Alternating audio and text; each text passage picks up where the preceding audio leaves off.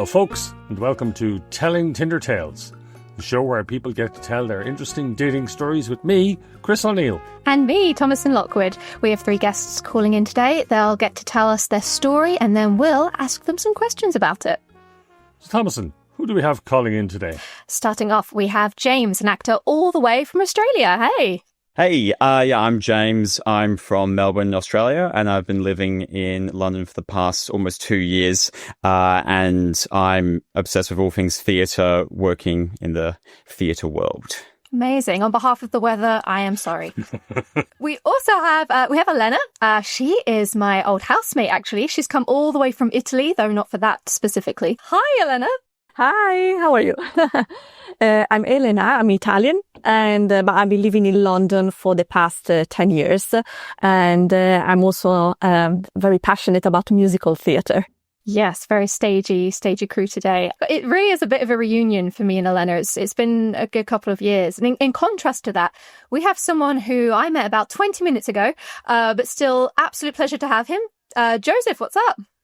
My name is Joseph. I am a writer, a producer, and a film director. I'm Nigerian.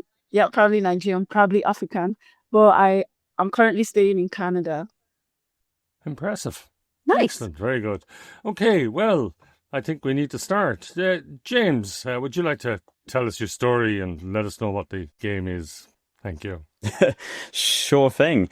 So the story I have to tell is about how me and my current partner met. We met almost 7 years ago, this year. We met at a acting class, a summer school acting class when we were both 19. This was in Sheffield, of all places, the very romantic, city of Sheffield. And me being Australian, and her being Hungarian, it's very strange for us both to have met at this one acting course. We were the only people not from inner city Sheffield during the course. The only people not from the UK as well. We soon became friends and was seeing all of the famous sites of Sheffield after the classes each day. So bonded over tourism. And eventually, started to have some feelings for each other. But she was very saddened to find out and see that on my Facebook profile at the time, it showed that I was only interested in men. And she was very, very heartbroken about this. At the time, I had no idea. I had no clue what was going on until the second last day of the class. One of our friends, in conversation, asked me, about dating history and stuff. And I mentioned my previous girlfriend, and she was like, huh? Wait. Okay. And then she was like, oh, I thought you were only interested in men. I was like, no, I'm not. And she was like, but it says that on your Facebook profile. I was like, does it? So I had a look. I was like, I didn't believe this. I had a look, and it did say that. And I was like, okay, I didn't do this. The person that did do it was actually my previous ex-girlfriend. No. When we were together, she went through all of my my bio and changed everything just for a laugh. Oh. I thought I changed everything back. A year later, it obviously came back to bite me in the arse. And I was like, no, this is not true. So then my partner was like, oh, okay, well, oh, great, awesome, that's great to hear. So then the next day, we hooked up and professed our affections for each other. But if it wasn't for that interaction, it might never have happened, because then the day after the course finished, she went back to Budapest, back to Hungary. Yeah. Okay. Wow, very good. I have a question. In that you said you went sightseeing in Sheffield. Yeah. Yeah. That pricked my ears up and too. And you said you did that. How long was the course? 2 weeks. So that's 14 days. Mm-hmm. Are you seriously telling me that you went sightseeing for 14 days in Sheffield? Because if you did, you should have a job in the marketing department for Sheffield City Council. I mean, I could do, honestly. It's where my dad's from originally, so I have been many times, okay. more than most Australians. Okay. All right. Okay, fine. That's grand. So you were basically showing around your hometown. Slightly different. Okay, that makes some sense. Okay, because I was extraordinarily skeptical about that. I know it was a lovely love story and all that, but that was the thing that caught my interest. I mean, I'm just weird. Anyway, Thomasin, have you any questions for James? Yeah, and just adding on that, for any of our global listeners, Sheffield is, it's not a bad city by any stretch. It's a lovely place. I get a quick AI overview. It was the invention of stainless steel and is a major sporting city. It's just not. If you've come all the way from Melbourne and you've come into London, like Heathrow Airport, and you're there with your suitcase, like, here I am, world, I'm going to be an actor. Here I come, Sheffield. Like, it doesn't quite, you go there maybe to learn how to play snooker. Yeah. I also love how you phrased, we hooked up and professed our affections. That might be the most stagey thing we've had on the podcast. Yeah, I love it. Where did you hear of the acting class? I don't know, because... And why did you choose that over, like, one in London? Well, because I was like, okay, I'm going to go up to Sheffield and spend some time with my aunt and see the sights. And for some reason, I chose to spend, like, maybe a month and a week. You kind of need about a month to see Sheffield. I'd agree. Yeah. It's really do it justice. It's like, what am I going to do with most of my time? And I thought that would be fun. Yeah, Sheffield Crucible, amazing place to find love. Joseph, do you have a question? So what caught your interest? Like, what did you see that caught your interest? About the course? Or the girl? About your partner. About my partner. Oh yeah, that's what we're here to talk about.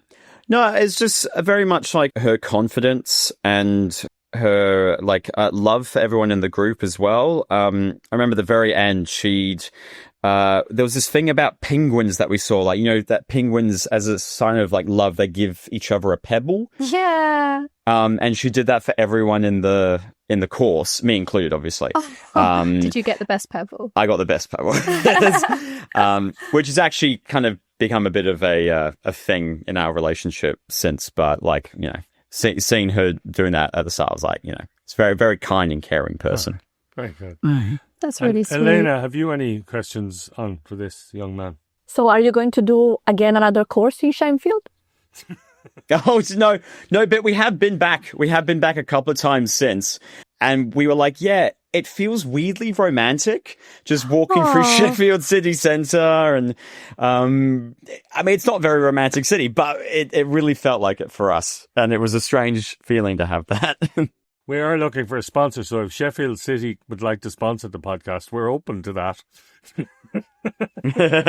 Yeah, that was a great story, by the way. A very romantic, optimistic start. We'll see where the tone takes us next. I think it's time to move on to our next story. Elena, when you're ready, the floor is yours. Tell your tale.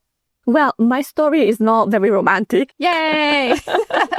But it is quite fun. So let's say I joined Tinder about 1 year ago. And before that, I was in a very long relationship. And so after that, after 1 year, I didn't want to have anything to do with men. But then I said, okay, well, this is my time to actually have some fun. I'm single, so I can do everything I wanted to do before eventually jumping in a new relationship. So I opened Tinder and I started to date several guys. So let's say the first few experiences weren't great, but the second one was quite interesting because I kind of went out with the idea, okay, I just want to observe and see what is out there and see how weird the people can be, because it can be actually a fun story to tell. And that's how it went. So basically, this was the second guy I went out with, and he was a Turkish guy. So basically, we matched and we decided to go out on a date.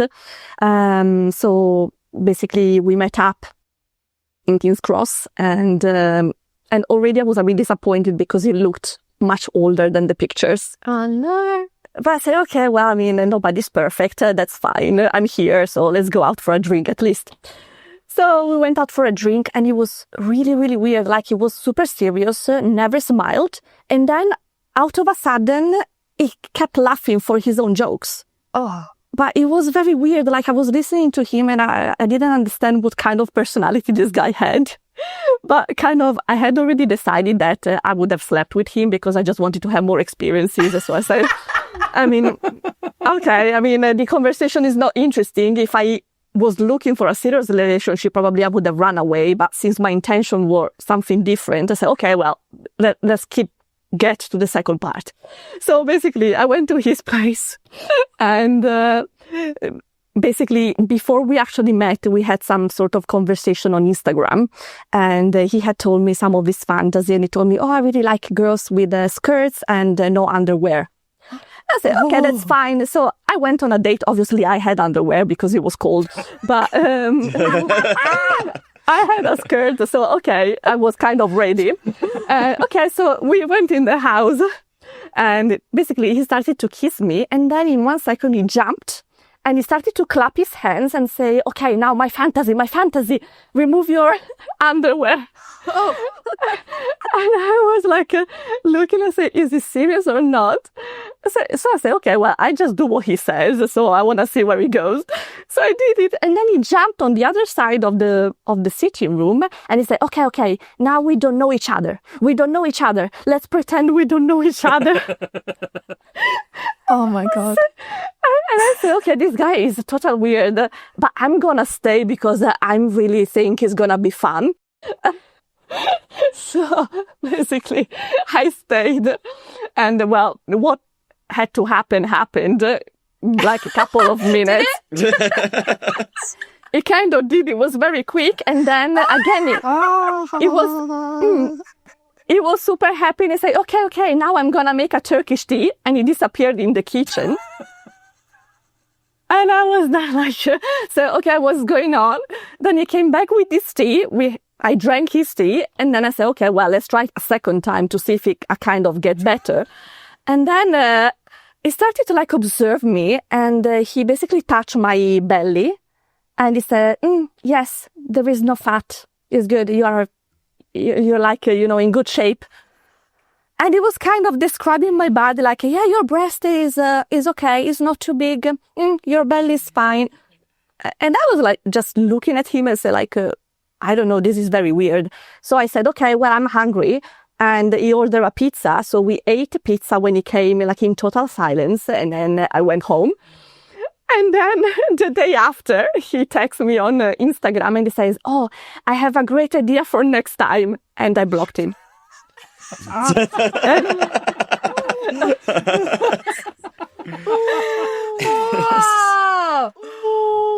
That was wow. That was certainly that's certainly an optimistic tone, but maybe not. Maybe it shouldn't have been. Elena, wow, what a story! What a story! God. I don't really know what to say. First of all, I love how you're like, I'm going to go observe. You sounded like you're like Louis Theroux or David Attenborough. Well, I kind of thought I was doing a market research. So Yeah. And what did that research conclude, Elena? Well, I had to do many attempts before find actually a couple of people that gave me hope in the male, gender. Yeah. Oh, wow. Oh, great. But eventually it worked. I learned a lot. Okay. That's great. Hey, Apollo 13, remember there was Apollo 1 to 12 before that. So, a few crash landings. Chris? I have a question. Probably not relevant, but nevertheless, what was the type of pizza? It was, I think, just a margherita because he wanted to put some weird toppings and I forbid it. So I said, okay, let's go for a margherita. It's fine. Just a minute. Now, hold on.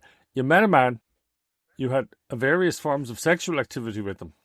But where you drew the line was pizza topping. That was where the red line was in this conversation. Yeah, okay. No, you pervert. Right, you can't. I mean, I can imagine you probably would have walked out in a huff if he suggested pineapple and ham. I can imagine that would have been the end. Yeah. Well, he kind of suggested it, and I was disgusted by everything. So I said, okay, no, it's fine. Just margarita is absolutely fine. I love it. You know, like, no great experience at all from your drama. Like, did you enjoy anything? I mean, from this specific experience, the guy, or from other guy? From the guy. Like, was there nothing special? No, it was just very weird. Like, I don't know how I could stay. I probably just because I just wanted to have some fun, and I say, okay, I mean, I'm here, so. And James, any remarks, thoughts? Questions? I for some reason when I was picturing you saying he was like leaping across the room, I was imagining like Spider-Man, like he's just like launching himself. It was a big jump. It was like that. Yeah. Wow. Damn. He was still shocked. And you say he looked older than his pictures. How much older? Well, I would say in some picture like 10 years. No. Because like in the picture he had like a black beard. And then in reality, he has also some like a white, the salt and pepper going on. It wasn't very old, but it was definitely older than the pictures. Okay. I also love that this guy is like, the way he entered roleplay was to be like, we don't know each other. We don't know each other. We don't know it. Just yelling that repeatedly. Like, that's not quite the mood setting, Right. Okay. What was his? No, I'm not done, Chris. I'm doing my own market research now. What was his apartment like? Because he doesn't seem like the kind of guy that would set up candles and music. Like... No, it was like very empty with this big. The sofa was kind of nice, like with a red velvet sofa. Say, it looks like a club, but like the rest of the room was very, very empty. It was kind of, I don't know, a very sad apartment. It looked like it was made by paper. I don't know. By paper? Yeah, like the wall, like and everything. Like, I don't know. It was very, very sad and very small. I don't know. Gosh, very sad small man inside too. That's right. Okay. Well, I think on that note, I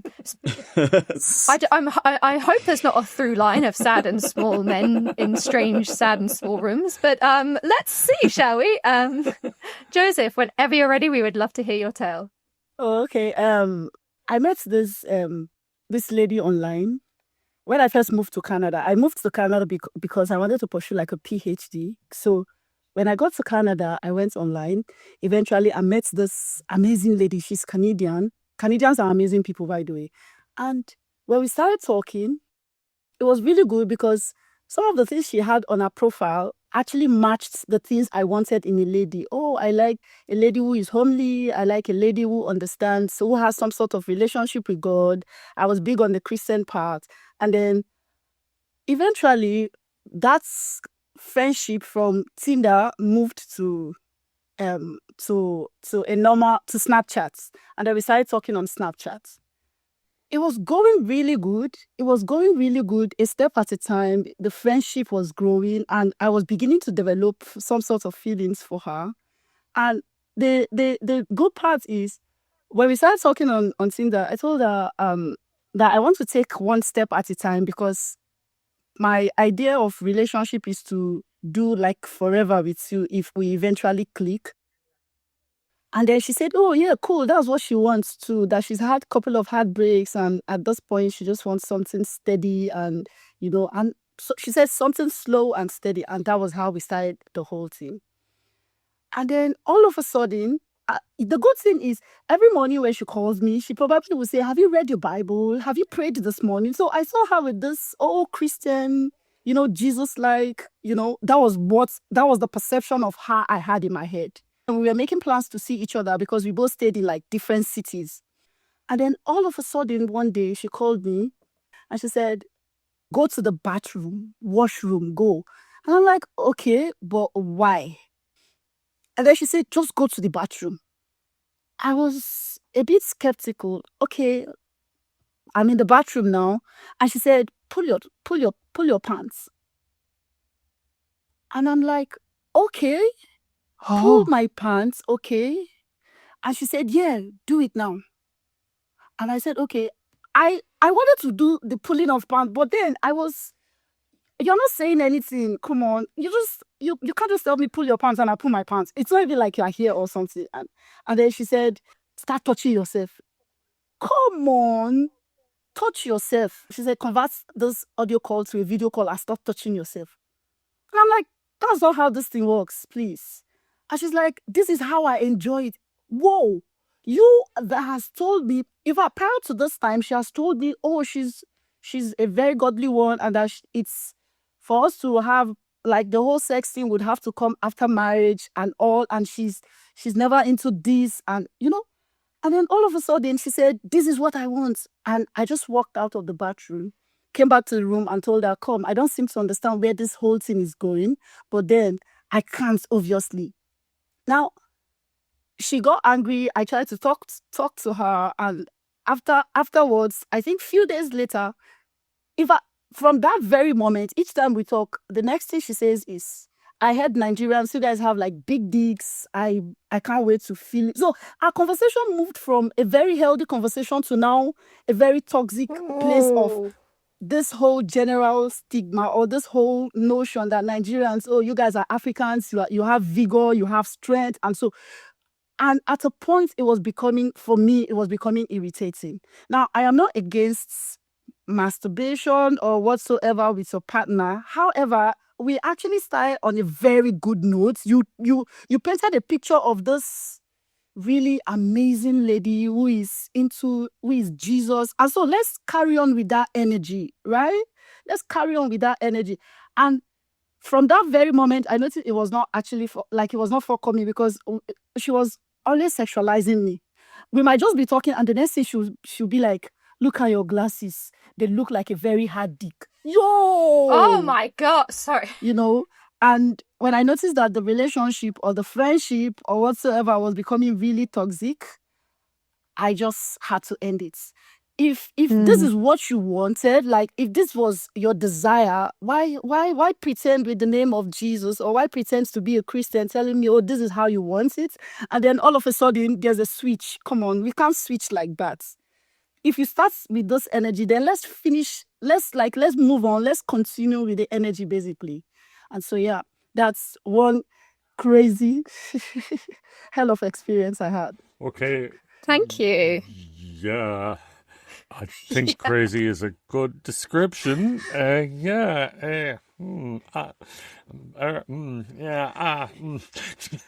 Very, very, very, the right phrase. Thomasin, have you any questions?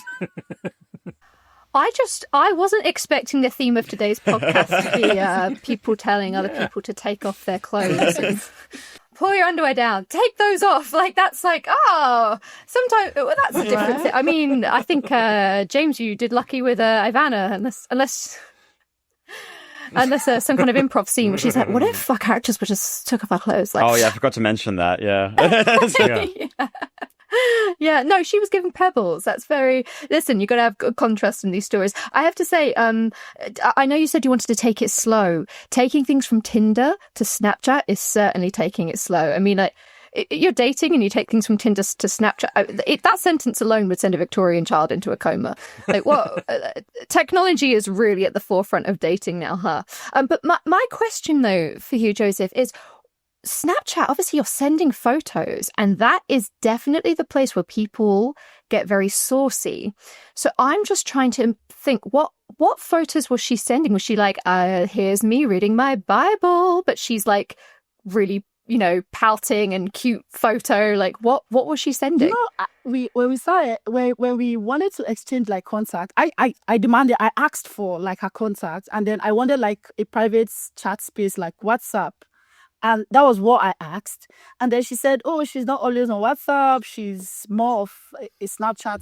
And I said, okay, that's fine. Yeah. Oh, girl, you knew what she was doing. And the thing is, at the early stages, in fact, till I blocked her, it was just, she usually sends pictures in form of streaks on Snap.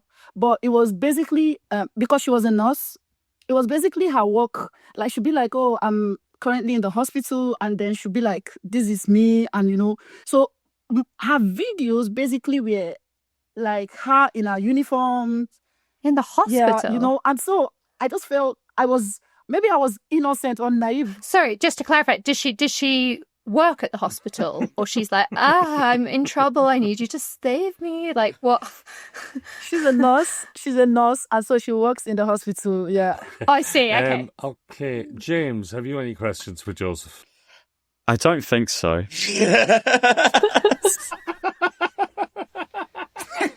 I do. Elena does. So Elena does. I think Elena has a research question. Go on. Now, after this experience and a bit of shock for you, how long did it take you to try and date someone else or like chat to someone else? Well, the thing is, I wanted to try with Tinder, and when it didn't work, I just decided to leave the app. Like, I left the app and decided to leave the dating for now. Very good. Are there dating apps for Christians? Yeah, the good thing is, it wasn't like I didn't try like another one. I tried like Onward. It was almost the same period I tried Tinder that I tried Onward. And yeah, I saw Christians, and it was another crazy experience I had with a Christian too. We'll bring you back for that one. Oh, God. Joseph, I have a question. Would you ever date someone who is of a different faith to you? Okay. Yeah, of course. I was open to anybody. I didn't care if she was a Christian, if she was Canadian, if she was from Uganda or anywhere, basically, right? For relationships, the first thing that one needs to do is acceptance. Accepting who your partner is and what her perspective to life is. It's not having to be red and all of a sudden you are white, or having to be black, all of a sudden you are green. Oh. Come on, it doesn't work that way. Well done. Well said. That was beautiful. Thank you. I have to say, I also love, Joseph, how you bandied where you say it doesn't matter if you're Christian or a comedian, as if like comedy is a whole other religion. Or indeed the very antithesis of any form of religion. That was lovely. Well, I think on that note, I think that's a really nice way to wrap up today. A surprisingly wholesome end, actually. It is, yes. So thank you very much for... have you anything to add to that, Thomasin? Just thank you so much for our guests for coming on today. If you have anything to plug or any final thoughts, we'll start with James. Yes, actually. I'm one part of a sound art collective. We're called Takeoff and Landing, doing some weird performance stuff in London. So give us a follow if you can. Very good. Lovely. Elena, any final thoughts, remarks, or anything you'd like to make people aware of? Then my Tinder search continues. So, I mean, I had a couple of nice experiences as well. So I'm, hopeful. And finally, Joseph. Okay, I would just say that love is actually a beautiful thing, It's just great when you have an amazing partner or when you are willing to put in so much commitment to it. However, in its most beautiful and amazing form, we shouldn't lie about how we feel and what we feel, because love should come in its purest and truest form. Very good. Excellent. Okay. Thank you very much. Thank you to one and all of our guests. And if you did like us, please, whatever platform you're listening on, give us a like, a follow, a subscribe, and definitely give us a review. As an up-and-coming podcast, reviews really make a difference to our algorithm and getting us out there. If you give us 5 stars, I will give you a pebble. If you give us 1 star, I will give you a pizza with pineapple and ham on it. And that, my friend, will be the best part of that date. So, we're bringing the show to various festivals around the UK, including the Edinburgh Fringe. So hopefully we'll see you at them. Keep an eye on all the tickets and we will see you there. Everybody want to say goodbye? Bye. Bye. Bye-bye, folks.